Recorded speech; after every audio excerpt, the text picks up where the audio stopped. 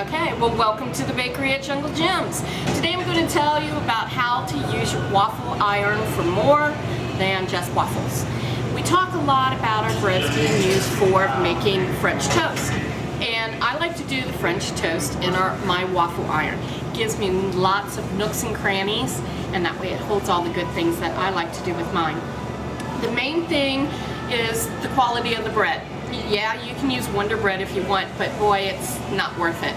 So here in the bakery, when you're asking us which would you recommend, I recommend our challah bread. We make this here from scratch, and we braid this. This is called a 6 braid.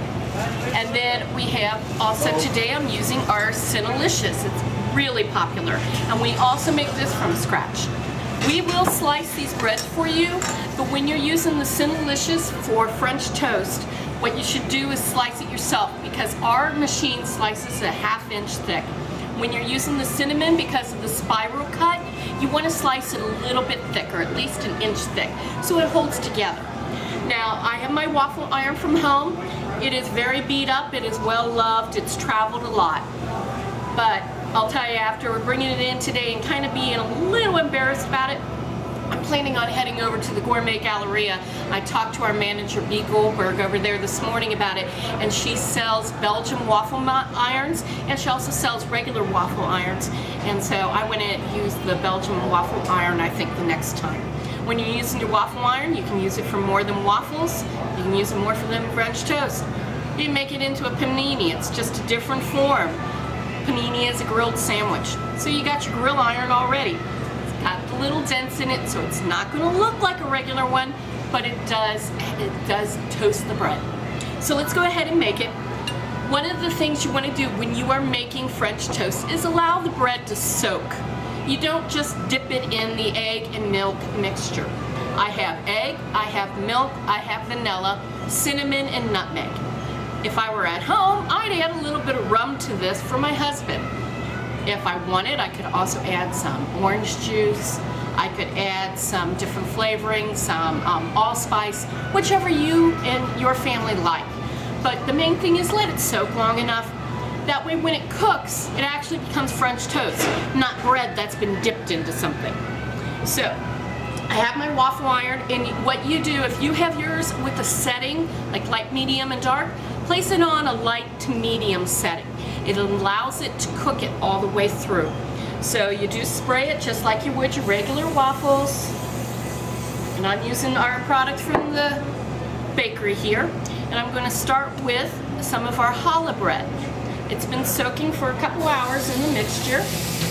And then this one is our cinnamon bread. And if you can see how I'm picking it up, I'm going underneath with the spatula. So I'm going to put that in. It's on the griddle, sizzling away, and I put the lid down, and I just push like you would using that. You're going to see that this is going to rise a little bit.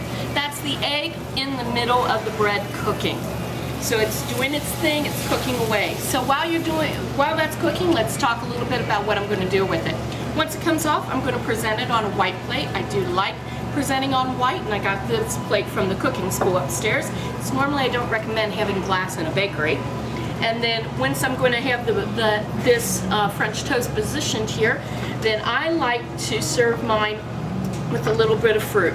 So I just sliced a strawberry in half, and then I'm going to just slice it a little bit here, and I will fan this onto my French toast for a pretty little look.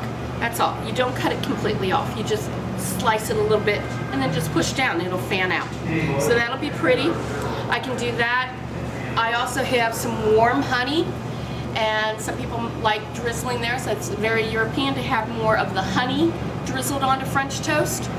In the United States, we do maple syrup and butter, and that's great. Trust me, I know, I like that. And then also we have powdered sugar that we can sprinkle on it, but a nice little touch is to sprinkle it on the bottom of the plate first. Makes it pretty, especially if you're going to do this for like your Christmas brunch. So our bread is toasting away. If you can see how high that's raised now. So it's cooking. Notice? See? It's getting nice and thick. Can you see that there? Okay, so it's cooking away there. Making my nice little grooves to hold the melted butter, or in our case today we're going to do honey. I have used the challah on this, and like I said, I also use the cinnamon bread. So when you are removing things from the egg mixture, don't then use this utensil to remove from your waffle iron. This is contaminated with raw egg. You need to have a separate utensil. So I'm just going to go under it and pick this up a little bit. There we go. This one was the challah bread, and the one underneath was the cinnamon bread. So you can see when it's done, it doesn't matter. It doesn't matter if you have a round waffle iron. It doesn't matter if you have a square like mine. It doesn't matter because it's the shape of the bread that's going to determine what it looks like. So there we have it. And today we're going to sprinkle ours with some powdered sugar because at the moment I don't happen to have any maple syrup here in the bakery. But to make it look pretty, because guess what? After we're done with this, people are going to eat it. So I'm going to drizzle some of the honey. And then I'll put the strawberry on it and present it to my guest. So happy holidays. Hope to see you in the bakery. And don't forget, today we used the French toast using the challah and the Cinnalicious. See you in the bakery.